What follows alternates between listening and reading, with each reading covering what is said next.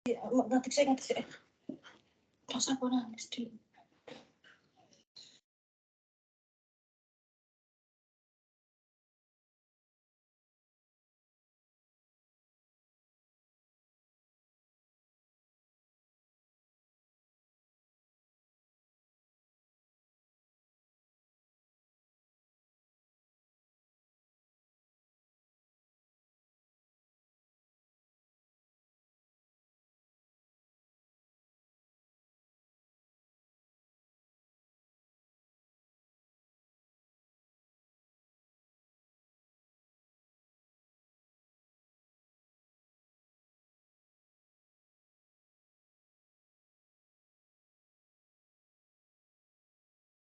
Oke ya, kita mulai ya. Jadi pada pertemuan ini, insya Allah kita akan membahas tentang spek ya, spek City, spek dan City gitu.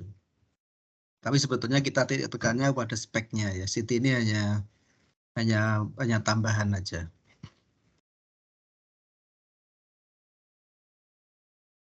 Oke, ini tujuan utama agar kita ini familiar dengan basic teknologi dari spek City ya. Ini materinya, yang pertama adalah tentang spek kamera. Jadi kita akan mengawali lagi dengan kamera spek.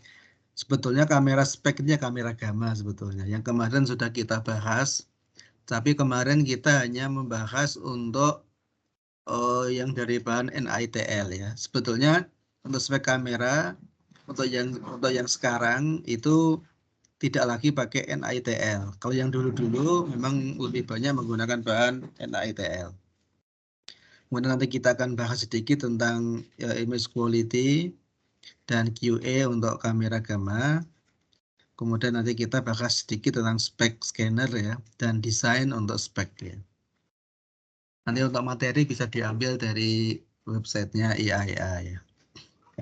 Oke, kita akan masuk ke yang pertama yaitu tentang kamera spek atau kamera gamma lebih tepatnya sebetulnya.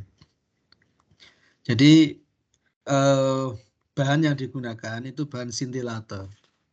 Scintillator itu berarti ada suatu bahan yang ketika dia kena radiasi sinar gamma, dia itu akan memancarkan cahaya tampak. Kenapa begitu? Karena pada bahan tersebut dikasih pengotor sehingga tingkat energi. Jadi ketika elektron pindah dari pita valensi ke pita konduksi, ketika dia jatuh, itu tidak langsung jatuh dari konduksi ke valensi, tapi jatuh ke pengotor dulu, ke tingkat energi pengotor di situ. Sehingga ketika kita tembakan itu sinar gamma, tapi yang dipancarkan bukan sinar gamma, tapi cahaya tampak ya. Itu sering dinamakan dengan nama scintillator. Nah, kemudian scintillator yang paling sering digunakan awal-awal itu adalah NITL ya. Ini adalah scintillator yang paling banyak digunakan pada spek kamera, pada gamma kamera untuk yang awal-awal. Tapi setelah berkembang teknologi, nanti ada banyak materi yang lain yang banyak digunakan seperti BGO, LSO, GSO. Ini beberapa karakteristik dari beberapa scintillator ya. Seperti NITL, ini density-nya cukup rendah yaitu 3,67. BGO LSO itu cukup tinggi ya. Nah, kemudian untuk Z efektif nomor atom efektifnya BGO LSO juga lebih tinggi ya. Nah, kemudian decay time ini sebetulnya waktu pancaran. Ini sebetulnya semakin cepat ini semakin bagus ya. Jadi semakin cepat dia decay time-nya, itu berarti semakin cepat sebuah sistem detektor itu mampu digunakan sebagai detektor itu. Untuk NITL itu 230 nanosecond, BGO 300 nanosecond. Nah, kemudian untuk LSO ini lebih cepat ya, ini berarti lebih bagus ini, lebih cepat dia. Kemudian light yield, jadi kemampuan untuk menghasilkan cahaya ya, 100%, 15, 75, 22. Kemudian attenuation length, ini jarak atenuasi, ini sebetulnya semakin pendek itu semakin bagus. Nah, ini BGO, LSO ini semakin tinggi, sementara kalau NITL ini lebih panjang ya. Jadi berarti untuk menghasilkan atenuasi yang apa namanya yang bagus itu jarak tempuhnya sampai 30 mili ya, sekitar 3 cm kira-kira begitu. Ya ini beberapa bahan yang banyak digunakan untuk kamera gamma atau untuk spek kamera. Kalau yang dulu-dulu yang banyak digunakan adalah NITL. Kalau untuk sekarang itu untuk yang lain yang banyak digunakan. NITL ini keterangan ya, ini dia bagus untuk energi sekitar 140 kilo electron volt dan dia memang paling banyak digunakan dalam kamera gamma atau kamera spek ini. Ini kalau kira-kira ini yang sudah kita bahas kemarin ya. Jadi ini adalah bahan scintillatornya. Jadi ini yang nanti kena cahaya, kena radiasi sinar gamma. Kemudian terjadi proses scintilasi menghasilkan cahaya tambak. Nah, cahaya tambak ini yang kemudian bergerak menuju fotokatoda atau yang dia bergerak tidak menuju katoda, dia dipantulkan akhirnya masuk ke fotokatoda. Nah, di fotokatoda ini menghasilkan elektron ya. Namun setelah itu nanti masuk ke PMT. Nah, elektron ini digandakan di diode ini ya. Sehingga dia akhirnya menghasilkan elektron yang sangat besar. Setelah itu nanti dia dikenakan lagi bahan fotokatoda lagi menghasilkan cahaya tambak. Nah, cahaya tambak nanti baru ditangkap pakai kamera. Nanti jadi ada amplifiernya, ada PHA. PHA ini untuk diskriminator ya. Jadi untuk melihat, untuk mendiskriminasi hanya diambil energi tertentu. Sehingga dengan PHA atau MCA itu nanti kita bisa mendapatkan spektrum dari sinar gamma yang datang ini ya. Ya kira-kira begitu. Kira-kira ya. Jadi ini ada apa namanya? Ini pulse height, ini ketinggian pulsa. Nah, ketinggian pulsa ini menunjukkan energi sebetulnya ya. Nah, sehingga nanti kita punya window. Nah, window ini dibatasi dengan ini bagian bawah dan bagian atas ya. Nah, kemudian lebar window, kemudian bagian bawah window, atas window ini bisa kita atur. Sehingga kalau dalam contoh seperti ini, maka nanti sinyal yang akan kedetek itu hanya yang berada di window ini, yaitu sinyal ini, sinyal ini, sinyal ini ya. Sinyal ini yang di bawah window ini nggak kedetek. Yang di atas window nggak kedetek. Yang ini juga nggak kedetek ya. Jika yang kedetek hanya sinyal-sinyal yang ada di window ini. Ini nanti adalah suatu teknik dalam rangka untuk mendeteksi energi nanti ya. Nah, sehingga nanti ini bisa digerakkan baik secara manual seperti PHA atau SCA atau secara otomatis MCA. Jadi dia langsung mendapatkan apa namanya multi channel ya. Jadi kita bisa langsung mendapatkan sinyal untuk berbagai energi. Kalau ini contoh untuk energi tertentu ya. Nah, sehingga nanti kita akan mendapatkan apa namanya spektrum seperti ini. Ini sumbu X-nya ini menunjukkan energi dan sumbu Y-nya ini menunjukkan count rate atau intensity ya. Nah, kita bisa lihat di sini bahwa tapi ini dengan resolusi yang cukup rendah ya. Nah, kita bisa lihat jadi misalnya di sini dia bisa puncaknya ini berada pada energi 140 kilo electron volt, ini punya puncak. Nah, kalau di sini ini sebenarnya bagian scatter di sini ya, bagian scatter. Ya. Dengan teknik ini kita bisa mendapatkan spektrum. Jadi kalau misalnya kita menggunakan sinar gamma yang hanya memiliki satu puncak ya kira-kira seperti ini, kobalt misalnya ya. Kalau kita menggunakan kobalt dua puncak ya. Kalau cesium itu berapa puncak? Satu atau berapa itu ya. Jadi nanti kita akan dapat seperti ini. Ya, jadi kita tidak hanya mendapatkan cacahan, tapi kita juga mendapatkan spektrum. Jadi sumbu X ini energi dan sumbu Y ini adalah cacahannya atau rate-nya, count rate-nya gitu. Nah, ini yang kita dapatkan dari apa namanya PHA atau Pulse Height Distribution ya, atau MCA Multi Channel Analyzer, atau SCA Single Channel Analyzer. Cuma kalau Single Channel Analyzer kita itu dapatnya satu-satu ya. Energi ini kita set di situ, kita detect dapat berapa. Kemudian setelah itu windownya kita geser, untuk energi ini kita cek lagi dapat berapa. Kita geser lagi, jadi butuh waktu lama kalau SCA itu. Tapi kalau MCA itu sekaligus kita langsung mendapatkan sinyal untuk berbagai energi, sehingga kita bisa langsung mendapatkan spektrum seperti ini. Nah, ini kalau di nuclear medicine di kamera gamma ini sudah dipakai semenjak awal ya. Nah, kalau di radiologi ini nggak pernah dipakai. Nah, ini baru dipakai akhir-akhir ini dengan suatu konsep yang namanya photo counting gitu ya. Photo counting CT. Jadi yang sering kita namakan dengan namanya MACT, multi energy CT. Nah, itu nanti seperti ini. Di setiap detektor CT itu dihubungkan dengan MCA nanti ya. Memang biayanya jadi mahal banget karena MCA-nya nggak hanya satu tapi banyak sekali gitu. Sehingga di CT pun sekarang kita sudah bisa mendapatkan spektrum. Sehingga kita bisa rekonstruksi hanya pada energi-energi tertentu. Dan itu menarik gitu. Sehingga kita bisa membuang untuk yang noise. Nah, noise itu biasanya energi rendah gitu ya. Sehingga dengan photo counting CT ini kita bisa mendapatkan citra yang jauh lebih baik, melebihi dual energi CT ya, tentu saja. Gitu. Ya, ini yang kita dapatkan dari PHA ya. Nah, ini beberapa detektor yang lain yang juga digunakan. Ini semikonduktor ya, detektor semikonduktor. Ini selain yang tadi disebutkan ya. Ini misalnya solid germanium atau GELI, ini banyak digunakan juga. Dan salah satu kelebihan dari GELI ini dia memiliki excellent energy resolution. Jadi resolusi energi yang sangat tinggi. Sementara kalau NaITL memang resolusi energinya nggak terlalu tinggi ya.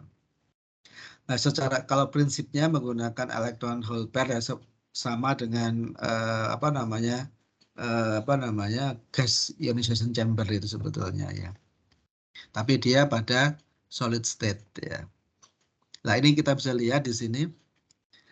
Jadi yang atas ini adalah spektrum untuk NaITL. Kita bisa lihat bahwa dia resolusinya sangat rendah ya. Jadi diskriminasi energinya sangat rendah. Jadi dia nggak bisa membedakan puncaknya itu nggak tajam gitu.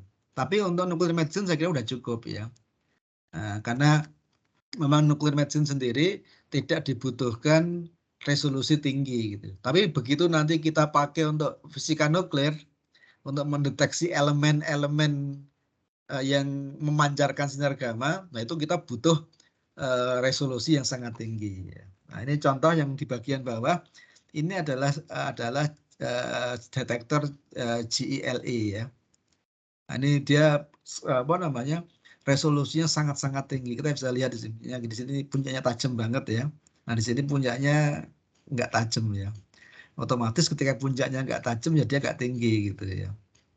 Nah, ini kita bisa lihat perbedaan antara GELE dengan NAI. Memang ini tergantung keperluan. Kalau kita untuk pencitraan, di mana kita tidak membutuhkan resolusi energi yang sangat tinggi, maka menggunakan NaITL sudah cukup bagus. Tapi kalau misalnya dipakai untuk nuclear medicine, di mana kita ingin melihat secara elementer, elemen-elemen yang memancarkan sinar gamma, nah berarti kita butuh resolusi tinggi ya. Ini maka kita menggunakan GELE ini jauh lebih bagus ya. Nah, tentu saja harganya beda-beda ya. Kegunaannya juga beda-beda. Kalau untuk imaging, resolusi energi yang rendah tidak terlalu masalah itu. Ya begitu. Ini sedikit foto ya, foto dari gamma kamera atau spek kamera. Ini dia digunakan untuk menghitung spatial and temporal distribution. Nah, nanti hati-hati ya tentang resolusi. Resolusi itu ada banyak ya, ada resolusi energi, ada resolusi spasial, ada resolusi temporal. Nah, itu beda-beda ya. Kalau resolusi energi itu tadi kemampuan untuk membedakan energi dari sinar gamma yang dideteksi. Nah, itu kita nggak butuh, kalau untuk imaging nggak butuh resolusi tinggi ya. Nah, kalau spatial resolution kita butuh spasial yang resolusi yang tinggi. Meskipun kita tahu memang salah satu kelemahan dari nuclear medicine, resolusi spasialnya itu rendah ya, tidak setinggi CT scan ya, jauh ya. Gitu. Kalau temporal resolution itu berarti waktu ya. Jadi misalnya kita kalau ingin melihat objek yang bergerak, misalnya paru-paru atau jantung yang bergerak, nah itu kita butuh resolusi temporal, di kemampuan untuk membedakan untuk satuan waktu ya. Jadi kalau dia semakin cepat ya semakin bagus ya. Jadi resolusi itu banyak, jadi hati-hati kalau kita nyebut resolusi ya. Ada resolusi energi, ada resolusi spasial, ada resolusi temporal, bahkan nanti kadang-kadang kontras pun ada, orang nyebutnya resolusi kontras. Nah, kalau resolusi kontras itu untuk membedakan objek dengan apa namanya, kalau di CT scan dengan atenuasi yang berdekatan. Nah, kalau di gamma kamera untuk membedakan objek dengan distribusi radiofarmaka yang berdekatan. Gitu, ya. Jadi ada beberapa istilah resolusi yang kita harus hati-hati itu. Jadi banyak yang menggunakan istilah resolusi ini. Nah, ini prinsip dari gamma kamera ya. Jadi ini misalnya ada radiofarmaka yang terdistribusi di suatu organ, maka dia itu memancar sebetulnya ke berbagai arah sebetulnya ya. Tetapi yang kita tangkap itu hanya yang arah-arah tertentu saja. Makanya nanti di detektor di gamma kamera itu dilengkapi dengan detektor sebagaimana yang kita bahas kemarin itu. Sehingga yang kita tangkap itu yang betul-betul arahnya itu mendekati sejajar dengan arah objek ini. Sementara kalau yang kanan kiri ini selain memang dia itu radiasi primer, tapi sebetulnya yang lebih banyak nanti itu hamburan ya. Makanya yang kanan kiri ini lebih banyak diserap nanti itu, dihalangi pakai kolimator itu ya. Nah, makanya di sini ada kolimator seperti ini ya.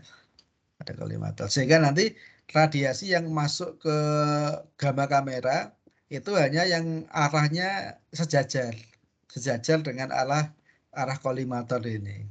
Nah, ini dalam rangka untuk menghalangi hamburan dari kanan kiri ya, karena hamburan di nuclear medicine ini sangat-sangat tinggi gitu.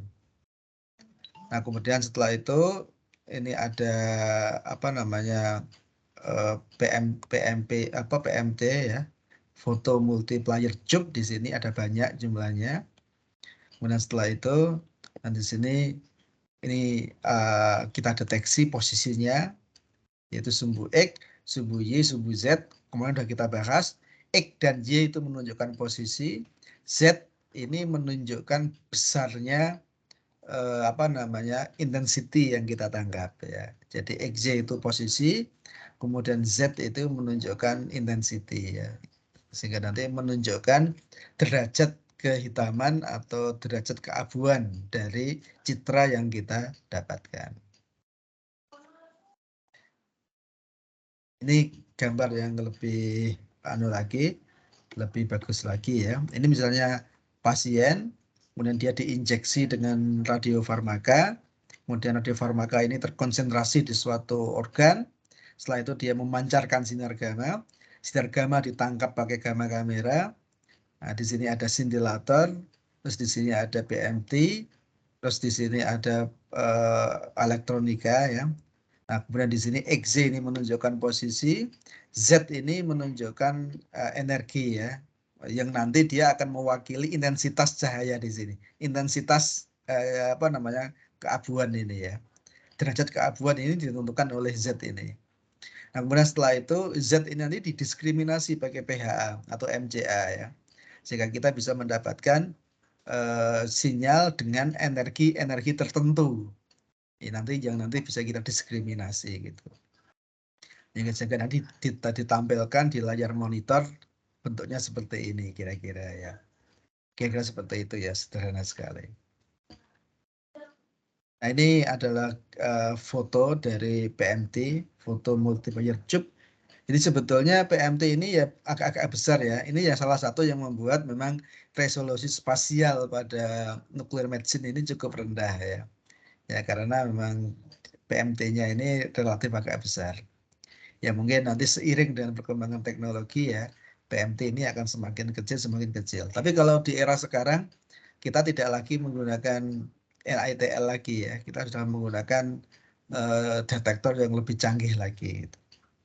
Nanti akan coba saya tunjukkan. Bahkan sekarang ini, jadi di tahun 2017, nah saya itu ikut workshop di Kuala Lumpur, ya. Itu ada oleh AAPM. Nah di sana dijelaskan beberapa perkembangan terbaru tentang nuclear medicine ini. Bahkan nuclear medicine aja sekarang sudah mulai digunakan di mamografi gitu.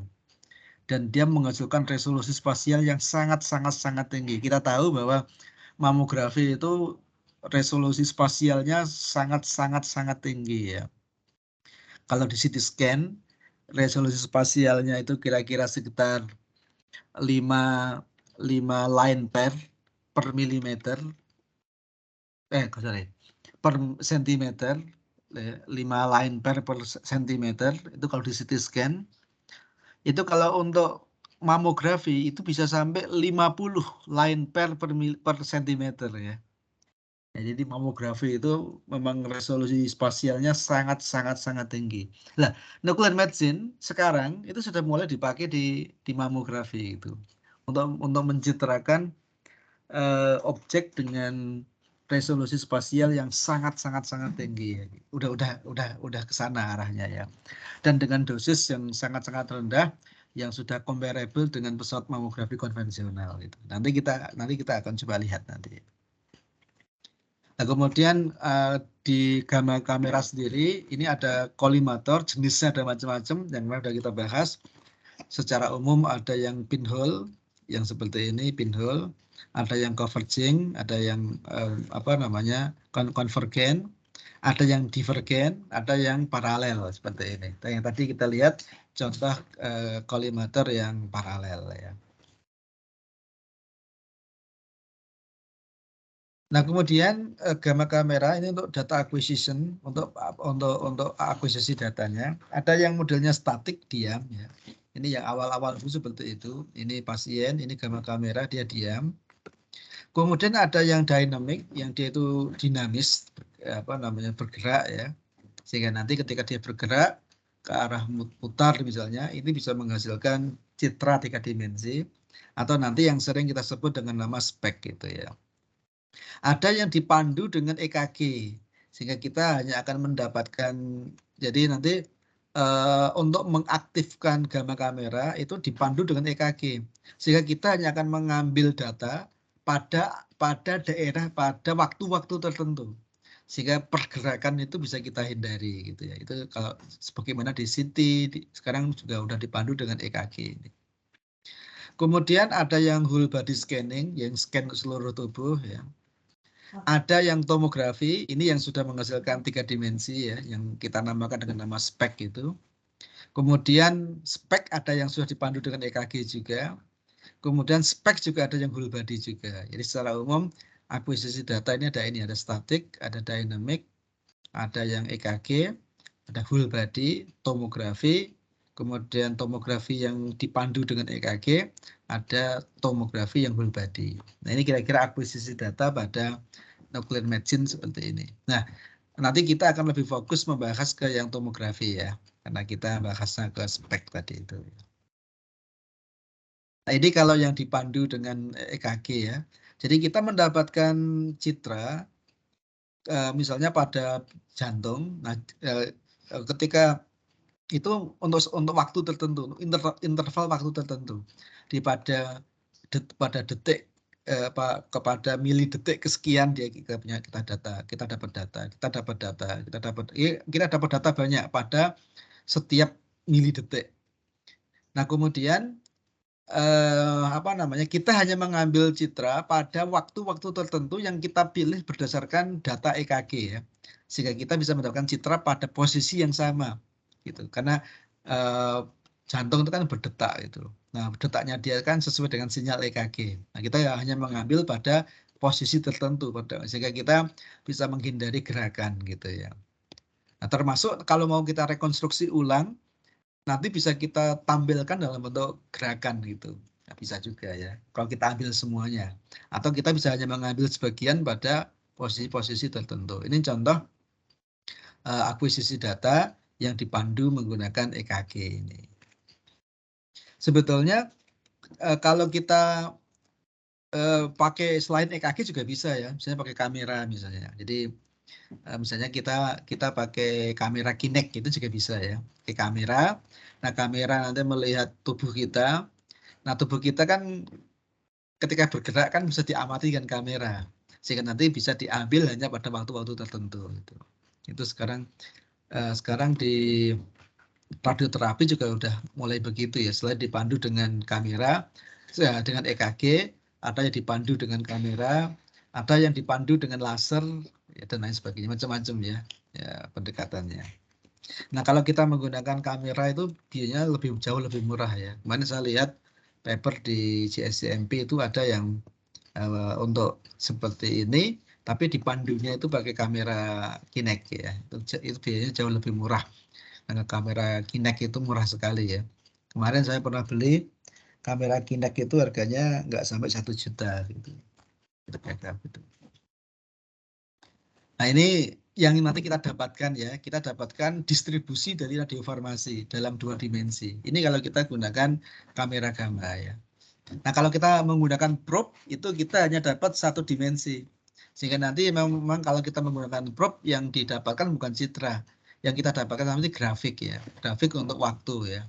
Jadi misalnya kita amati dari detik ke sekian sampai ke sekian, setelah itu nanti kita lihat bagaimana distribusinya. Nah kalau kita menggunakan kamera gamma, kita bisa dapat distribusi 2 dimensi dari radiofarmaka itu. Nah nanti kalau kita ingin mendapatkan kurva bisa juga, tapi kita nanti tinggal buat ROI di apa namanya di citra ini. Kita buat ROI, satu nanti kita buat rata-rata nilai pikselnya untuk setiap waktu tertentu. Nanti kita juga akan mendapatkan apa namanya kurva untuk menggambarkan apa namanya fungsi dari suatu organ. Nah, kemudian kamera gamma itu kalau diputar nanti kita bisa menghasilkan citra 3 dimensi. Jadi dia sebetulnya kamera gamma biasa yang dia mendapatkan apa namanya menangkap sinar gamma yang dipancarkan dari radiofarmaka yang mengendap di tubuh kita. Nah, tinggal nanti kamera gammanya itu diputar sehingga nanti kita mendapatkan citra dari berbagai sudut. Nah, maka citra yang kita dapat dari berbagai sudut itu layaknya sinogram pada CT. Ya. Nah, tinggal nanti kita lakukan rekonstruksi. Sama persis dengan CT. Cuma memang agak sedikit beda. Jadi kalau di CT scan nanti untuk rekonstruksinya itu lebih banyak menggunakan teknik FBP, filter back projection FBP. Nah, sementara kalau pada nuclear medicine itu lebih banyak menggunakan iterative reconstruction. Ya, nah tapi memang di zaman sekarang pun untuk CT juga sudah mulai menggunakan IR ya. Meskipun memang pendekatannya agak sedikit beda antara IR pada CT dengan IR pada spek ini ya. Ini kira-kira citra yang didapatkan. Ini citra yang didapat dari berbagai sudut ya.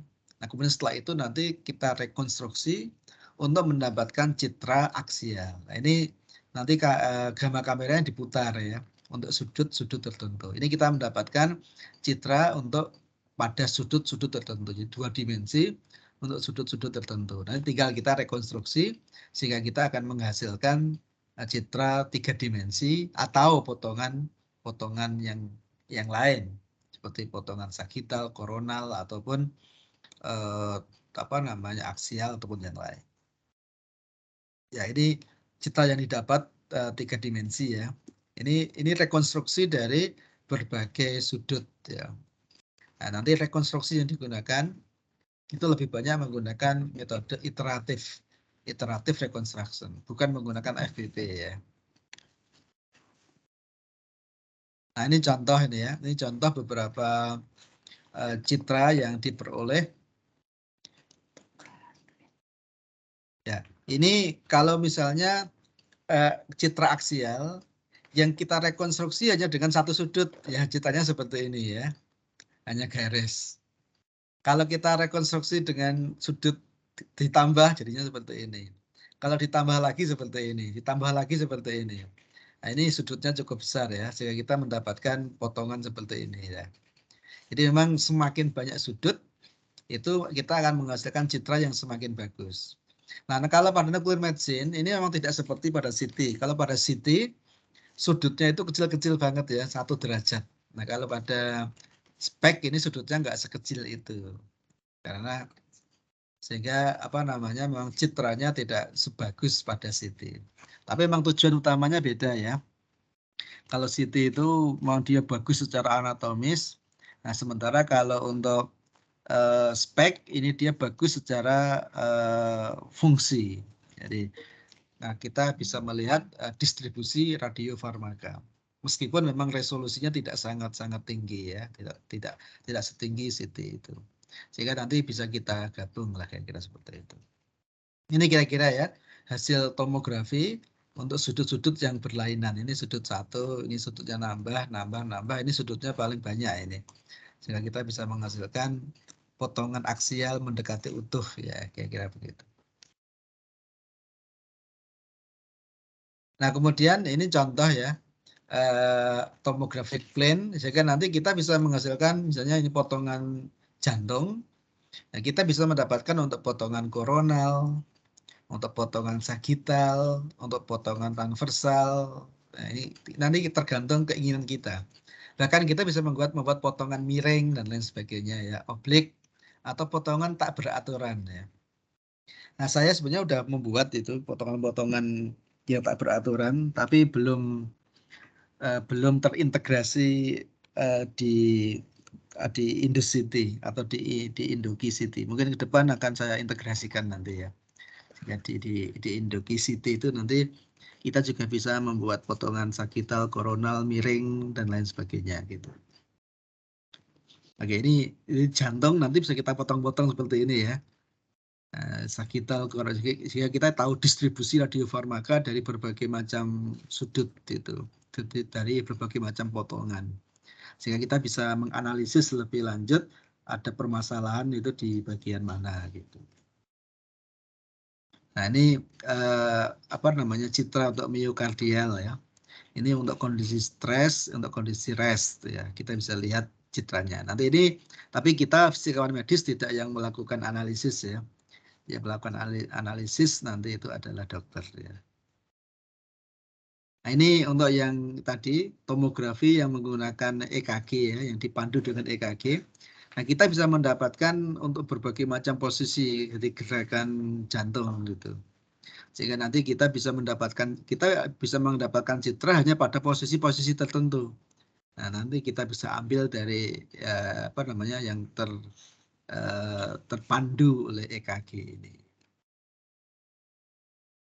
Itu kira-kira sedikit gambaran tentang kamera gamma dan tentang spek ya. Jadi intinya spek itu menggunakan kamera gamma, cuma bedanya spek itu dia diputar sehingga kita bisa mendapatkan citra dari berbagai arah, dan citra dari berbagai arah itu nanti bisa kita rekonstruksi untuk mendapatkan citra 3 dimensi. Sehingga secara umum apa yang sudah kita pelajari pada kamera gamma ini juga applicable pada spek ini ya.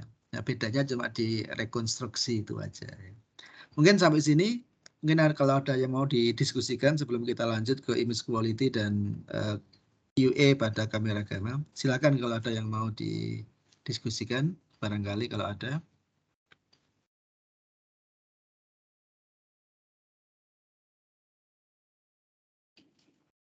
Mas Hadi atau Mas Adi, Mas Nafri. Siap Pak, izin Pak. Ya, silakan kalau ada yang mau didiskusikan. Kalau untuk di spek CT itu Pak, apa namanya QVMA cube-nya itu sama kayak di CT diagnostik biasa atau gimana ya Pak? Ya, prinsipnya sebetulnya sama sebetulnya ya. Prinsipnya sama. Nah, cuma memang karena pada spek CT, pasien ini mendapatkan dosis yang lebih tinggi, karena kan dia kan dapat 2 dosis kan, dosis radiasi. Yang pertama dosis dari CT, yang kedua dosis dari spek itu, karena dia diinjeksi dengan radiofarmaka, otomatis kita untuk reduksi dosis itu lebih tinggi lagi daripada CT biasa gitu. Tapi prinsipnya sama sebetulnya. Prinsipnya sama ya. Nah, kalau kita menggunakan IR ya, iterative reconstruction untuk rekonstruksinya, nah itu bisa menghasilkan dosis yang lebih rendah lagi. Kira-kira begitu ya. Kira-kira prinsipnya sama sebetulnya. Untuk CT-nya sama persis, nggak ada bedanya. Cuma bedanya itu karena ini pasien dapat radiasi lebih banyak, ya berarti ya memang reduksi dosisnya harus lebih tinggi lagi gitu. Kira-kira begitu. Tapi terus terang, saya sendiri itu belum pernah melakukan riset di spek CT. Jadi selama ini CT yang saya gunakan penelitian itu CT yang biasa ya, yang berdiri sendiri, yang stand alone ya. Karena di Indonesia ini masih jarang ini spek CT ya. Dan kalaupun ada juga mungkin untuk riset juga masih terbatas gitu. Gitu kira-kira ya. Ada yang mau didiskusikan lagi? Kalau untuk detektornya itu gimana Pak? Itu antara yang detektor yang gamma kamera dan CT scan-nya itu Oh itu genrenya berurutan. beda Mas. Nanti genrenya beda. Jadi nanti lubangnya itu ada 2. Ada lubang depan, ada lubang belakang. Jadi yang lubang depan misalnya itu dipakai untuk CT, lubang belakang dipakai untuk spek gitu. Jadi memang ada lubangnya itu 2. Ya. Jadi ada detektor untuk CT, ada detektor untuk spek gitu. Sehingga memang nanti ketika direkonstruksi bisa jadi kondisi pasien itu sudah berbeda. Misalnya ketika untuk paru-paru ya. Ketika di CT mungkin pas kondisinya itu diastolik, pas di spek itu pasti sistolik. Ya itu nanti ketika digabung jadi masalah ya. Sehingga nanti ada suatu problem tersendiri yang ini menjadi concern dari para fisikawan, itu masalah apa namanya apa istilahnya itu? Apa istilahnya itu ya? Yang untuk menyamakan posisi itu apa namanya itu? Apa istilahnya itu? Saya nggak lupa namanya ya. Image registration. Registrasinya, image registrationnya.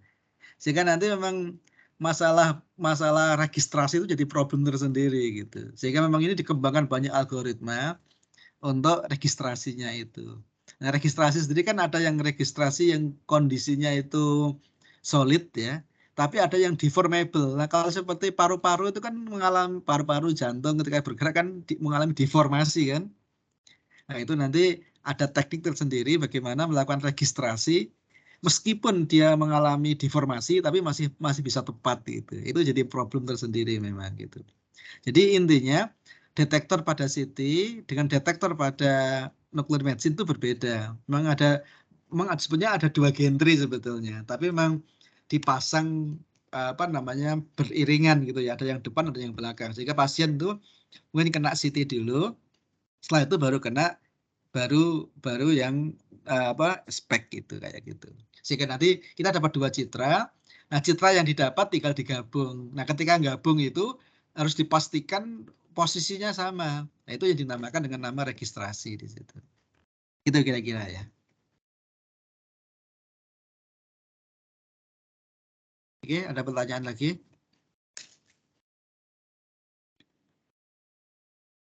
Kalau di Bandung yang sudah punya spek CT siapa, Mas? Di Hasan Sadikin Pak, yang pusat med. Kalau nggak spek ya PET, saya lupa. Oh gitu Belum ya. pernah kesana. Ya. Jadi spek sama PET itu bagus mana? Nah, kalau dari sisi image quality itu lebih bagus PET ya sebetulnya ya. PET itu positron emission tomography. Apa namanya? Nah, kenapa dia lebih bagus? Karena pada PET itu radiasi sinar gamma yang dipancarkan itu 2. Jadi jadi awalnya kan ada positron. Nah, ketika positron itu mengenai elektron yang ada di dalam tubuh kita, dia mengalami proses anihilasi, hilang, jadi sinar gamma. Nah, sinar gamma yang dihasilkan itu arahnya itu berlawanan arah gitu, sehingga dia membentuk garis lurus.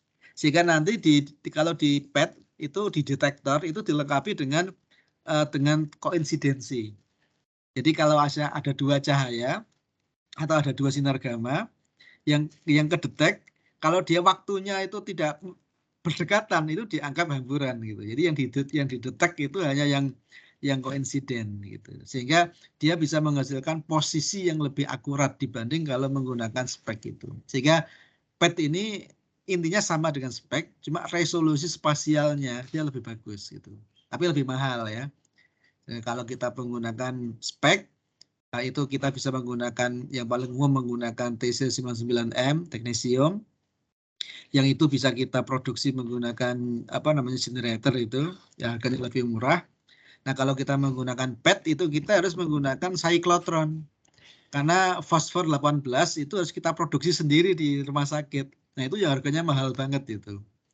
Jadi memang kalau dari sisi biaya PET ini jauh lebih mahal daripada spek ini ya. Jadi kalau spek itu single photon, kalau PET itu positron emission tomography. Oke, ada pertanyaan yang lain? Kalau tidak ada, kita lanjutkan untuk yang lain, untuk lanjutkan ya. Kita masuk ke image quality sama QA untuk gamma kamera ini ya. Ini beberapa hal yang perlu diperhatikan. Ini beberapa faktor yang akan berpengaruh kepada image ya yang diproduksi. Yang pertama itu distribusi radiofarmasi. Nah, distribusi radiofarmasi ini ya yang pertama dipengaruhi oleh pasien itu sendiri. Ya. Apakah ada tumor atau tidak? Itu nggak bisa kita kontrol. Terus yang kedua, dia dipengaruhi oleh farmasinya, oleh zat biologi cerdas yang kita gunakan. Sehingga memang di sini ini risetnya orang-orang biologi, risetnya orang-orang farmasi untuk menghasilkan zat biologis atau farmasi yang dia itu lebih akurat ya. Misalnya kalau dipakai untuk mendeteksi kanker misalnya, ya dia itu betul-betul zat itu ketika masuk ke tubuh dia itu akan diserap oleh kanker. Sementara yang lain itu tidak gitu. Nah ini itu risetnya orang-orang farmasi, orang-orang biologi. Kalau kita orang fisika nggak ke arah sana ya. Terus yang kedua dipengaruhi oleh pemilihan kolimator dan sensitivity-nya. Jadi kita harus memilih kolimator yang tepat ya. Kemudian spatial resolusi, nah tadi sudah kita bahas ya. Jadi memang kita harus akui bahwa untuk nuclear medicine ini spatial resolusinya itu nggak sebagus misalnya pada CT atau pada radiologi pada umumnya. Kemudian berikutnya adalah energy resolution. Jadi resolusi energi ini juga sangat menentukan nanti. Sehingga nanti penggunaan window pada MCA atau PHA tadi itu harus tepat ya. Kalau windownya terlalu kecil atau terlalu besar atau senternya tidak tepat, ada window width, ada window level. Tapi ini beda dengan window width, window level untuk windowing pada CT itu beda ya. Ini windowing untuk energi itu juga harus tepat. Jadi kalau terlalu sempit ya nanti dia ceritanya nggak bagus, terlalu lebar juga nggak bagus. Kemudian uniformity, jadi keseragaman citra. Count rate performance, ya, kemudian spatial positioning at different energies, center of rotation ini juga akan menentukan. Nah, ini di CT pun juga sama ya. Kemudian nah ini yang menarik juga di sini ada scatter radiation. Jadi memang scatter radiation itu sangat tinggi di nuclear medicine ini ya. Makanya di sini kita butuh kolimator yang cukup baik itu karena ada scatter yang cukup tinggi ini. Kemudian atenuasi juga berpengaruh. Jadi begini misalnya gini ya. Jadi misalnya radiofarmaka itu terkonsentrasi di katakan aja di jantung. Nah, kemudian radiofarmaka itu kan memancarkan sinar gamma. Nah, sinar gamma untuk sampai ke detektor itu kan melewati tubuh kan, keluar dari tubuh. Nah, ketika dia keluar dari tubuh, otomatis kan akan diatenuasi oleh tubuh. Antara yang melewati tulang sama yang tidak melewati tulang itu juga akhirnya beda gitu. Sehingga memang masalah atenuasi ini menjadi problem serius di dalam nuclear medicine ini. Jadi yang kita tangkap dengan detektor itu bukan semata-mata sinar gamma yang dihasilkan oleh yang terkonsentrasi di organ tertentu, tapi sebetulnya dia sudah diserap oleh jaringan dari sumber sampai ke detektor itu ya. Makanya kalau kita menggunakan gabungan SPECT CT atau PET CT, nah salah satu kegunaan dari CT itu ada banyak kegunaannya. Yang pertama tadi untuk menggabungkannya, ketika digabung kita dapat citra yang secara anatomis itu bagus. Kemudian kita juga dapat citra yang secara fungsi itu bagus juga. Jika kita tahu ada problem dengan serius, dengan mudah, dengan posisi yang tepat. Itu yang pertama, fungsi yang pertama. Fungsi yang kedua, ketika kita punya citra CT itu kan jelas tulangnya ada di sini, paru-paru ada di sini, udara ada di sini, kan jelas sekali. Nah, sehingga nanti citra dari CT itu dipakai untuk mengoreksi data dari SPECT atau PET itu. Sehingga nanti atenuasinya bisa dikoreksi menggunakan data dari CT. Itu fungsi yang kedua ya. Jadi adanya gabungan PET CT atau SPECT CT itu di situ. Karena memang atenuasi ini sangat tinggi di nuclear medicine ini. Dan yang berikutnya noise ya. Noise ini sesuatu yang nggak bisa kita hindari ya, yang juga cukup tinggi juga. Dan noise ini nanti dipengaruhi oleh banyak hal. Ini kita bicara tentang resolusi spasial. Jadi resolusi spasial ini kita udah bahas ya. Di secara umum memang resolusi spasial pada nuclear medicine ini cukup rendah ya. Dan ini gabungan ya dari intrinsic resolution dan collimator resolution. Makanya kalau collimatornya itu semakin kecil-kecil ya sebenarnya semakin bagus ya. Jadi gabungan dari intrinsic resolution dan collimator resolution. Jadi gabung nanti ya. Kemudian kalau intrinsic resolution ini tergantung dari posisi dari scintillation event ya. Di posisi di mana gitu. Ini tergantung dari detektor thickness, number of PMT, photon energi dan lain sebagainya. Kemudian yang kalau collimator resolution ini bergantung pada size, shape, length of the hole dan lain sebagainya.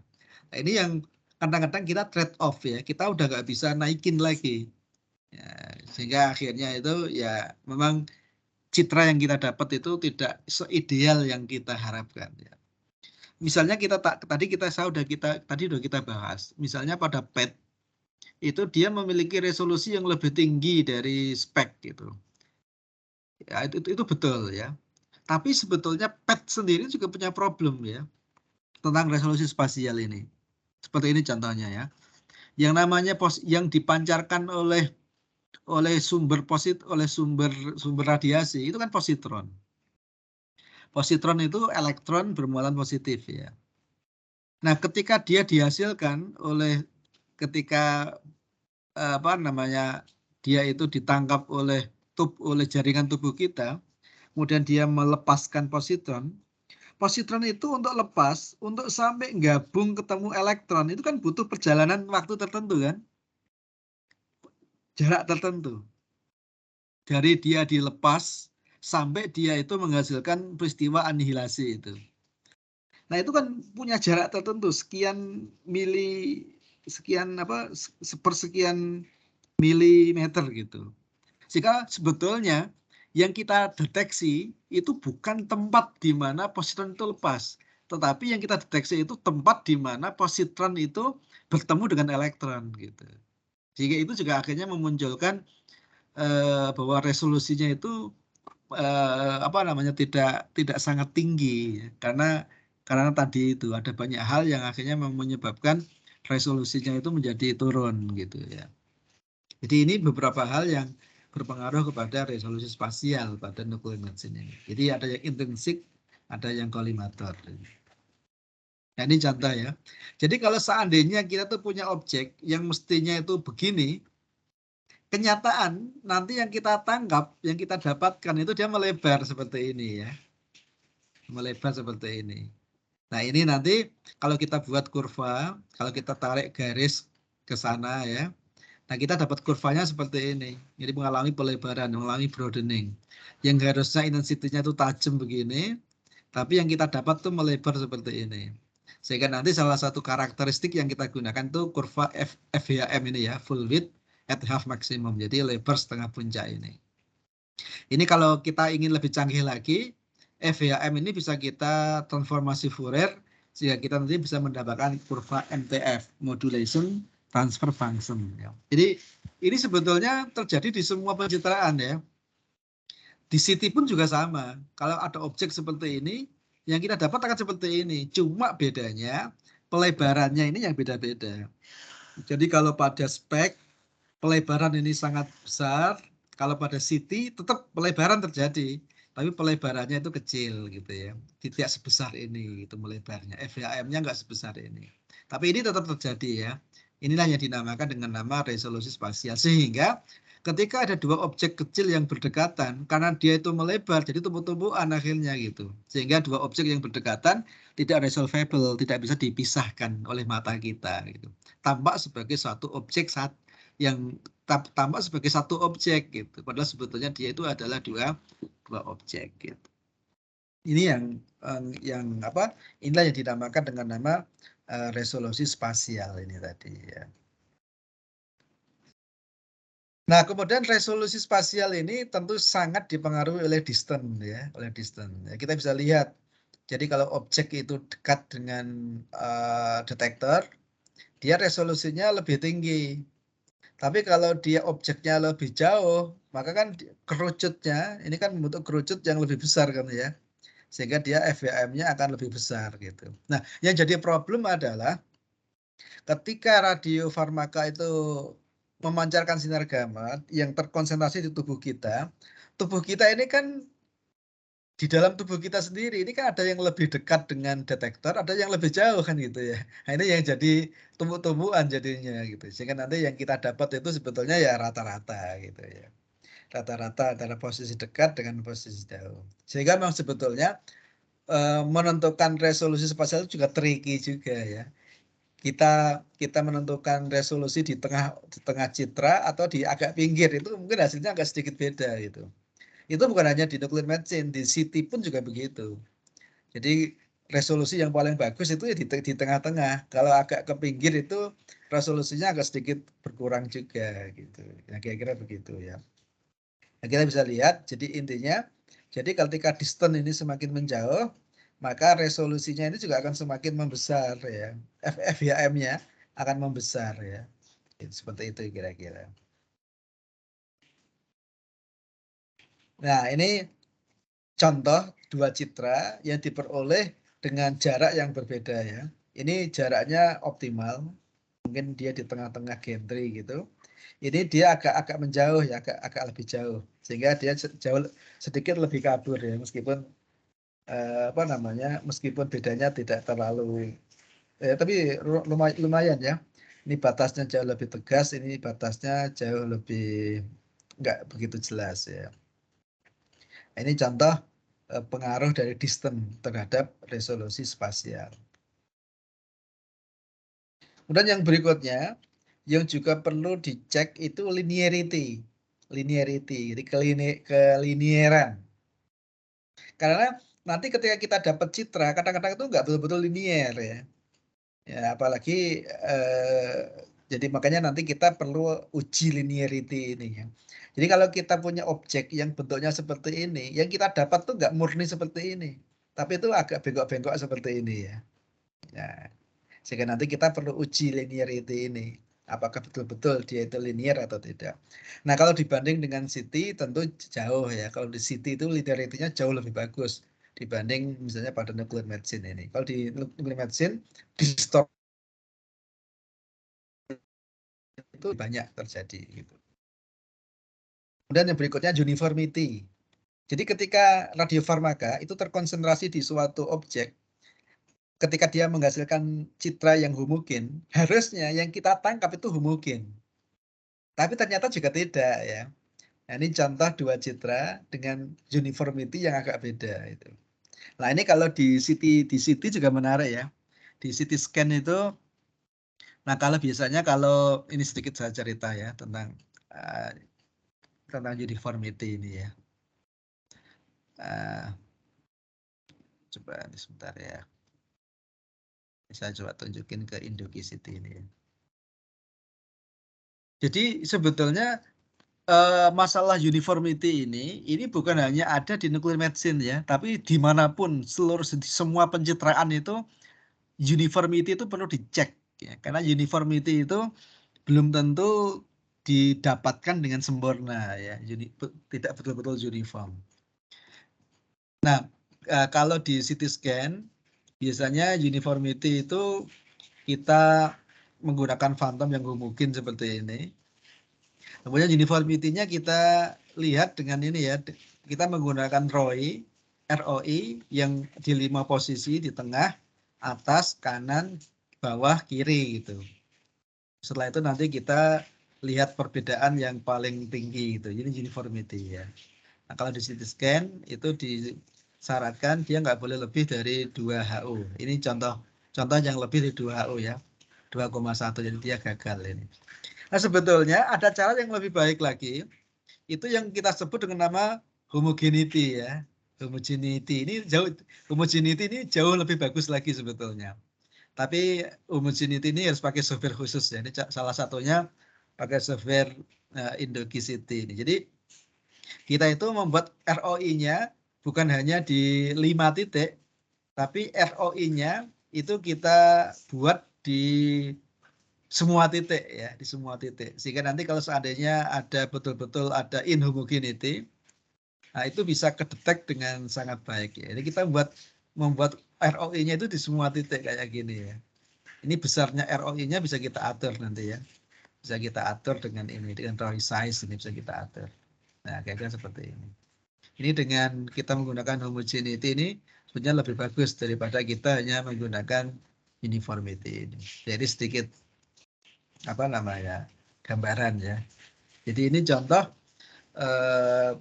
apa namanya citra dengan uniformity yang berbeda-beda ini. Nah ini ada crack pada kristal ya, ada gangguan pada kristal sehingga tampak di sini ada gangguan di sini ya, nggak uniform di sini ya. Nah ini contoh apa namanya, ada contamination of collimator. Jadi ada kontaminasi di collimator. Sehingga objek yang harusnya itu uniform seperti ini, tapi gara-gara mungkin kolimatornya itu ada kontaminasinya, mungkin kena radiasi atau apa, atau kena apa namanya radioaktif, sehingga kolimatornya itu memancarkan gamma tersendiri, sehingga akhirnya jadi non uniform ya. Di titik itu akhirnya dia jauh lebih bright, jadi sinar gamma yang dipancarkan jauh lebih besar gitu, sehingga tampak ada hotspot di titik-titik itu ya. Ini yang perlu kita cek. Ini padahal kalau kita gunakan untuk diagnosa itu kita keliru kan. Kita menganggap di sini ada distribusi farmaka yang sangat tinggi. Padahal sebetulnya ini nggak ada. Ini itu sebetulnya karena adanya kontaminasi di kolimator gitu. Makanya kita jangan sampai salah diagnosa gara-gara alat yang kita pakai itu nggak benar gitu. Makanya di sini perlu kita pastikan betul bahwa citra kalau kita gunakan phantom homogen yang uniform, harusnya kita dapat citra yang uniform.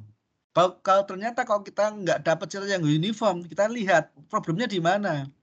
Jangan-jangan ada kontaminasi. Kalau ada kontaminasi, berarti harus dilakukan dekontaminasi dulu. Sehingga nanti ketika kita gunakan untuk mencitrakan pasien, dia tidak menghasilkan citra yang menimbulkan kesalahan diagnosis. Gitu. Ini contoh adanya kontaminasi pada kolimator. Sehingga ini kalau kita gunakan untuk citra pasien ini bisa masalah ini.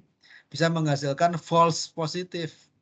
Jadi kita anggap dia itu ada masalah padahal sebetulnya nggak ada gitu. Akhirnya jadi false positif ya. Seperti itu. Atau false negatif. Kalau false negatif itu kita anggap tidak ada penyakit padahal sebetulnya ada penyakit ya. Harapan kita itu ya kita dapat true positif atau true negatif. Kalau positif ya memang betul-betul ada positif, ada penyakitnya. Kalau negatif ya betul-betul memang tidak ada penyakitnya. Itu namanya true positif atau true negatif ya. Nah, ini non uniformity karena ada rank artefak ya. Ya, ini contoh, yang ini yang good uniformity, ini yang bad uniformity. Ini kita nggak begitu kelihatan ya ranknya di sini ya. Nah, ini kalau seandainya ini kita kurangi dengan ini, kita bisa lihat different ya. Nah, makanya kadang-kadang kita kalau ingin melihat kualitas citra itu bisa dengan cara dikurangkan ya. Jadi, 2 citra itu kita lakukan subtraksi. Nah, nanti kita apa yang tersisa itulah yang akan menggambarkan. Jadi saya dulu pernah melakukan subtraksi seperti itu, misalnya pada citra ini, tapi pada Siti ya, ini sekedar untuk informasi aja. Kadang-kadang kita itu perlu melakukan subtraksi untuk melihat kualitas citra. Ini dulu ini ya, sekedar contoh. Ini eye shield. Jadi ini contoh ini saya buka dulu ya.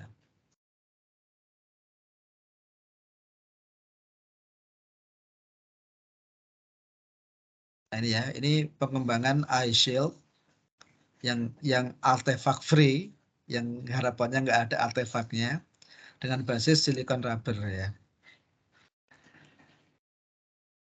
Cara membuatnya, nah ini phantom, ini detektor. Ini detektornya pakai PLD ya, Photo Luminescence Detector. Ini nggak ada di Indonesia, adanya di Jepang ini. Kalau di Indonesia kita adanya TLD, bukan PLD. Ini adalah eye shield yang kita buat. Nah, biasanya eye shield itu menghasilkan artefak biasanya. Nah, kemudian apa namanya? Nah, seperti ini ya kira-kira ya. Ini citra yang tidak menggunakan eye shield. Ini citra yang menggunakan eye shield dari bahan WP. Ini eye shield yang kita buat yang menggunakan silikon rubber gitu. Ini kan timbul artefak banyak ini ya. Nah, salah satu cara untuk melihat seberapa besar artefak itu kita subtraksi. Citra ini kita kurangi dengan ini. Ini kita kurangi dengan ini. Jadi nanti kelihatan apakah artefaknya itu muncul banyak atau sedikit. Ya, ini contoh ya. Nah, ini hasilnya seperti ini. Nah, ini kita bisa lihat ini hasilnya yang menggunakan eye shield dengan yang tidak kita subtraksi. Nah, kita bisa lihat bahwa sangat sedikit apa namanya noise di sini ya. Ada gangguan itu sedikit sekali.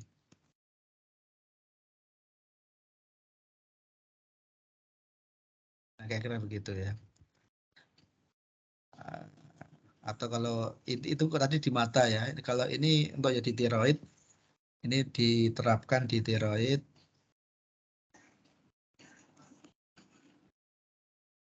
Tiroid shield ya. Intinya sama ya, cuma bedanya dipakai di mata sama di tiroid ya.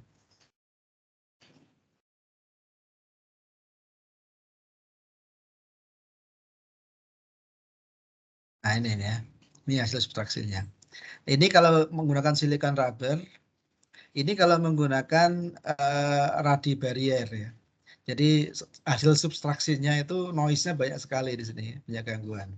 Sementara kalau menggunakan eye shield ini gangguannya tidak terlalu banyak ya. Ini hasil subtraksi 2 citra tadi, kira-kira begitu ya. Nah, ini kita bisa mendapatkan kualitas citra itu salah satunya menggunakan subtraksi ya. Jadi ini kalau kita subtraksi dengan ini hasilnya ini ya, selisihnya di sini. Ya, ini adalah uniformity akibat dari defek pada kolimator ya, problem pada kolimator ya. Yang ini sama yang ini. Nah, ini makanya uniformity ini perlu kita cek ya, karena sumber dari munculnya ununiformity ini banyak sekali ya. Nah, ini apa namanya? Ini juga bisa. Jadi nanti kita menggunakan detektor ya, apa namanya? Jadi apa namanya sumber yang digunakan pada nuclear medicine itu nanti untuk quality control itu ada dua ya. Ada sumber titik dan ada sumber yang uniform. Nah, sumber yang uniform. Nah, kalau sumber yang uniform itu seperti ini ya. Kalau yang titik berarti kita letakkan titik pada jarak yang jauh gitu. Yang kemarin sudah sempat saya tunjukkan ya. Kalau ini sebetulnya phantom untuk melihat resolusi spasial ya sebetulnya ya. Termasuk count rate performance juga perlu dicek ya. Apakah dia count rate-nya itu benar atau tidak gitu. Jadi kalau count rate-nya itu nggak benar, ya berarti harus kita benarkan ya. Ya kira-kira seperti itu.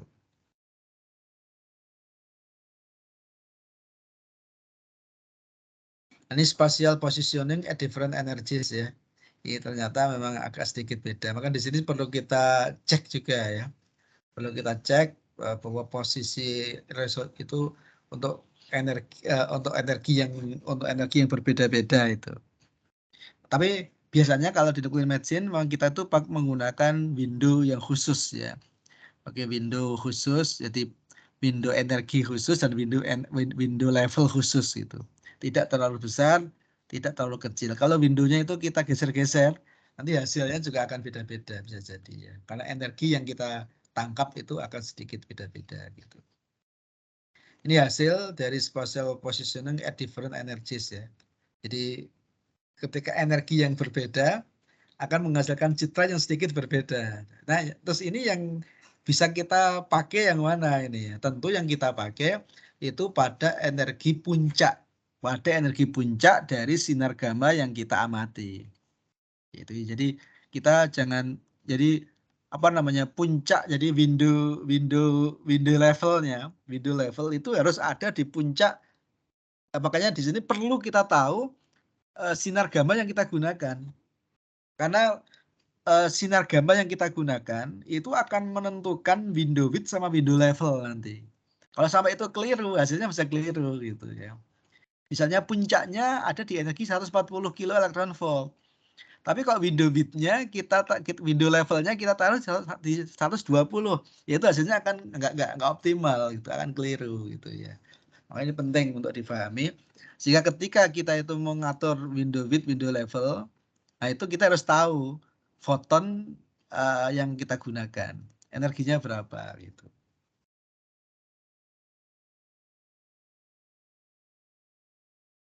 Kemudian center of rotation. Nah ini contoh sebetulnya citra yang sama, tapi dengan center of rotation yang beda-beda ya. Ya, kita hasilnya akan sedikit beda kan gitu. Ini sebetulnya bukan hanya di nuclear medicine, di CT pun juga sama. Jadi ketika senternya itu tidak tepat, itu citranya agak sedikit berbeda sebetulnya ya. Dan sebetulnya kalau kita boleh jujur, mengatur center yang tepat itu juga nggak mudah juga ya. Kalau selama ini mengatur center, kalau di lapangan, misalnya kalau pada city ya, itu kan menggunakan laser penanda. Kemudian setelah itu ditentukan secara trial and error berdasarkan experience, pengalaman radiografer gitu. Nah sebetulnya saya dulu, tapi sayangnya nggak dikembangkan lanjutannya ya sama mahasiswa, itu mengembangkan suatu sistem untuk mendeteksi centering pasien secara otomatis menggunakan kamera Kinect. Yang dulu pernah saya jelaskan itu ya, menggunakan Kinect itu bisa. Nah ini ini kalau di Indoki City, sekarang sudah ada fitur untuk mendeteksi citra yang kita dapat itu sebetulnya center atau tidak ya. Dan ternyata memang sebetulnya kebanyakan citra yang kita dapat itu nggak betul-betul center ya. Ini contoh misalnya ya. Ini saya punya citra, ini citra antropomorfik. Citra antropomorfik ini center nggak ini sebetulnya ya. Ya ini kalau di Indogis itu bisa kita lihat ini. Ini untuk yang di Bayesian. Kita bisa melihat yang di single slice, bisa di multi slice. Ini kalau single slice, kita bisa lihat. Jadi ternyata dia nggak betul-betul center ya. Jadi sumbu Y-nya dia sedikit ke atas, sekitar 4 hampir 5 mili gitu. Terlalu ke atas hampir 5 mili. Kalau yang kanan kiri sih oke lah, masih di bawah 1 mili gitu. Ini untuk satu slice ya. Kita juga bisa ngeset untuk semua slice, untuk multi slice. Dari katakan aja dari slice 1 sampai slice 83. Kita bisa lihat kira-kira seperti apa gitu ya. Profil keseluruhannya. Ini bisa dipakai untuk evaluasi. Sebetulnya selama ini praktek yang ada di rumah sakit itu udah tepat atau enggak gitu. Nah, kita bisa lihat ternyata dari sumbu Y terlalu ke atas ya. Rata-ratanya 16 mili. Ini 1,6 cm. Terlalu ke atas. Kalau dibuat rata-rata dalam 3 dimensi itu. Nah, ini kita kalau dengan Indogicity bisa langsung lihat seperti ini ya. Gitu. Jadi ini dia ada bagian-bagian yang bahkan sampai lebih ke atas sampai 3 cm. Tapi rata-ratanya kira-kira sekitar 1,5 cm ya gesernya itu. Jadi nggak betul-betul center. Dia agak geser ke atas 1,5 cm kira-kira gitu. Nah itu kira-kira ya. Memang nggak mudah ya untuk membuat. Nanti ini kalau kita cek di rumah sakit nanti akan ketahuan. Jadi sebetulnya selama ini apakah sudah good practice atau belum itu bisa kita cek dengan software ini sebetulnya ya, dengan Indogicity ini. Ini center of rotation. Jadi memang kemudian ini ketika ini harusnya ini kan diputar ya. Ini itu kamera gamma. Ketika dia berputar kan harusnya kan bareng gitu. Tapi kadang-kadang itu bisa berbeda ya. Ini membentuk tilt ya, membentuk sudut ini ya. Jika nanti citra yang didapatkan akan berbeda gitu.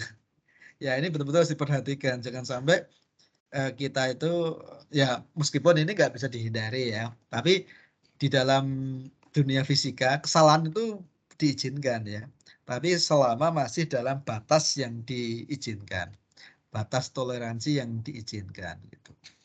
Error itu memang sesuatu yang sangat mungkin terjadi gitu. Kemudian scatter ya, hamburan. Ini sesuatu yang juga nggak bisa dihindari. Dan pasien semakin gemuk, nah itu scatter akan semakin banyak. Itu contoh seperti ini nih. Jadi kalau ini pasiennya kecil, hamburan ini kan ke sana ya, nggak mengalami hamburan macam-macam gitu. Tapi begitu pasiennya gemuk, kalau ini mengalami hamburan satu ini ya, ini mengalami hamburan di sini nih. Jadi ada dua yang mengalami hamburan. Tapi begitu pasien itu semakin gemuk, maka foton yang dipancarkan semakin banyak mengalami hamburan gitu. Sehingga ketika pasien semakin gemuk, hamburan itu semakin banyak sebetulnya. Gitu. Sehingga citra yang kita dapat itu jadi nanti blurringnya akan semakin tinggi dan apa namanya? Dan citra yang kita dapat semakin mengalami tidak tajam ya, resolusi spasialnya juga akan turun gitu. Nah, apa namanya? Nah, tapi dengan menggunakan tadi PHA, MCA itu salah satu cara sebetulnya ketika FHM ini kita buat semakin sempit. Ya, jadi kayak ini window width, window level untuk energi ya. Itu kalau kita buat semakin sempit itu semakin bagus sebetulnya. Jadi kalau kita buat ini semakin sempit, itu berarti hamburan ketika sinar gamma itu mengalami hamburan, sebetulnya energi kan sedikit berkurang kan, sedikit berkurang. Nah kita dengan menggunakan apa namanya window width dan window level yang window width yang semakin kecil itu. Window width semakin kecil, hamburan itu semakin sedikit yang kedetek gitu sebetulnya. Tapi permasalahannya adalah ketika ini semakin kecil, berarti intensitas yang kita tangkap juga akan semakin kecil. Sehingga kita butuh waktu yang semakin lama gitu ya. Sehingga memang kadang-kadang ada trade off ya. Tapi memang dengan menggunakan MCA seperti ini, hamburan itu bisa diminimalisasi. Gitu. Nah inilah yang kemudian dipakai di situ juga sekarang juga seperti ini ya. Sehingga dengan menggunakan photo counting istilahnya, dengan multi energicity, maka hamburan itu bisa kita deteksi. Hamburan itu pasti energinya lebih rendah gitu. Nah, sehingga yang energi lebih rendah bisa kita buang gitu. Sehingga seperti ini. Sehingga yang kita ambil itu hanya yang bagian yang mendekati puncak. Sehingga yang di luar puncak itu nggak kita deteksi tapi kita buang gitu. Karena ini sebetulnya hamburan aja gitu. Kira-kira seperti itu. Nah, ini memang cukup menarik ya di sini ini. Nah, ini contoh ya. Contoh citra yang diperoleh dengan window width yang beda-beda ini. Ini yang window width lebih kecil.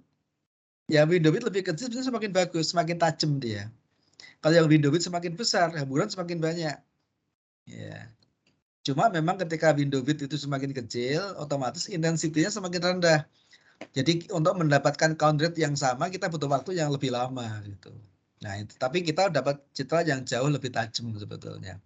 Jadi ketika window width itu lebih kecil. Gitu. Nah ini ya, ini ada scatter correction. Nah ini koreksi scatter juga bisa kita koreksi ya, scatter correction.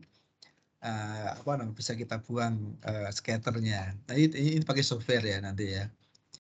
Meskipun kita tidak bisa membuang secara semuanya. Jadi kayak noise itu nggak bisa kita buang semuanya. Ya hanya yang bisa kita lakukan itu hanya reduction, hanya mengurangi ya. Termasuk kayak scatter juga begitu. Yang bisa kita lakukan itu hanya mengurangi scatter itu, mengurangi hamburan. Nah, kemudian atenuasi juga begitu ya. Nah, makanya tadi saya sudah cerita. Jadi atenuasi di nuclear medicine ini sangat tinggi. Makanya kalau kita gabungkan antara CT dengan dengan spek atau dengan PET. Nah, salah satu fungsi dari CT itu untuk mendapatkan mapping dari tubuh kita secara utuh gitu. Sehingga dengan kita tahu mapping, kita tahu tulang itu seberapa banyaknya posisinya. Nah, itu bisa kita gunakan untuk melakukan koreksi atenuasi. Sehingga nanti citra yang kita dapat itu seakan-akan citra yang muncul radiasi gamma yang muncul dari sumbernya. Ya, seakan-akan atenuasi kanan kiri itu bisa dihilangkan gitu, seakan-akan begitu. Nah ini objek ya dengan jarak yang beda-beda. Jadi di sini, di sini, di sini. Jadi atenuasinya akan beda-beda ya. Jadi ini seperti ini nih. Jadi memang posisi itu atenuasinya akan beda-beda. Ya, jadi kalau posisinya di permukaan, ini kalau kita deteksi dari atas, atenuasinya akan lebih kecil. Tapi kalau kita deteksi dari bawah, ya atenuasinya akan sangat besar. Ya. Kalau yang ini, kalau kita deteksi dari atas atau bawah, atenuasinya relatif sama. Kalau seperti ini, kalau kita deteksi dari atas, atenuasinya akan sangat besar. Tapi kalau kita deteksi dari bawah, ini atenuasinya akan sangat kecil. Jadi memang posisi itu menentukan ya. Menentukan beda-beda gitu. Nah ini ada software untuk koreksi atenuasi dan ini tentu saja sangat sulit sebetulnya ya. Kalau dia itu homogen sih gampang ya. Kalau dia homogen tinggal kita buat pola, kita dapat kurva seperti ini. Nah kurva ini kita pakai untuk melakukan untuk koreksi atenuasi. Ini juga pada CT juga sama gitu ya. Pada CT itu ada koreksi attenuation itu ada sebetulnya ya. Ada juga yang namanya beam hardening artifact gitu. Itu bisa kita koreksi juga. Meskipun koreksi itu nggak bisa betul-betul semuanya ya, tapi kita hanya meminimalisir aja ya. Kalau dia homogen lebih gampang untuk mengoreksi atenuasi ini. Cuma kalau dia heterogen, nah itu sangat susah untuk melakukan koreksi atenuasi ini. Nah, tadi ya. Ini citra CT. Nah, citra CT ini berguna untuk koreksi atenuasi. Karena dengan ini kan kita tahu tulang misalnya nih radiasi dipancarkan dari sini nih sumbernya. Nah, ini kan ada tulang, ada apa kita tahu. Atenuasinya berapa kan kita tahu. Karena citra CT itu menggambarkan koefisien atenuasi linier kan. Nah, sehingga dengan akhirnya kita tahu peta atenuasinya sehingga citra CT ini bisa kita gunakan untuk mengoreksi citra PET atau spek akibat atenuasi itu. Jadi contoh ya, Ini contoh beberapa citra. Ini yang uncorrected. Nah, ini breast attenuation ya, atenuasi karena breast. Jadi yang uncorrected, ini yang corrected ya. Ini yang aneh, yang diaphragmatic attenuation. Ini yang uncorrected, ini yang corrected ya. Ini nanti bisa kita koreksi seperti itu. Nah, kemudian noise. Nah, noise ini tentu akan sangat mengganggu ya. Noise itu akan sangat mengganggu. Ya, citra yang banyak noise-nya ya seperti sebelah kanan ini noise-nya jauh lebih besar daripada sebelah kiri. Sehingga noise itu akan mengganggu. Resolusinya secara umum akan berkurang. Tapi yang paling mengganggu itu untuk low contrast ya. Low contrast itu akan sangat terganggu dengan adanya noise ini. Kalau resolusi spasial sih meskipun terganggu tapi nggak terlalu gitu. Tapi kalau low contrast ini akan sangat-sangat terganggu oleh adanya noise ini. Dan noise ini nggak bisa kita hilangkan ya. Yang kita lakukan itu hanya mengurangi aja gitu. Ya kira-kira begitu ya. Itu beberapa parameter yang perlu kita perhatikan. Nah berikutnya ini mungkin ini masih sangat banyak ya. Mungkin kita bahas di pertemuan berikutnya tentang operational consideration itu ya. Bagaimana tentang pemilihan kolimator mounting dan sebagainya itu nanti kita bahas di pertemuan berikutnya. Oke, mungkin sampai sini ada yang mau didiskusikan lagi barangkali.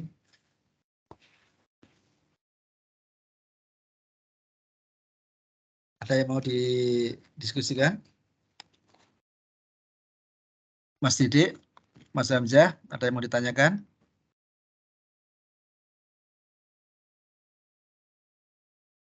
Cukup, Pak. Cukup ya. Kalau cukup berarti kita sampai di sini dulu ya. Nanti kita ketemu lagi jam 10 ya untuk mata kuliah radioterapi ya. Saya kira itu, terima kasih atas perhatiannya. Assalamualaikum warahmatullahi wabarakatuh.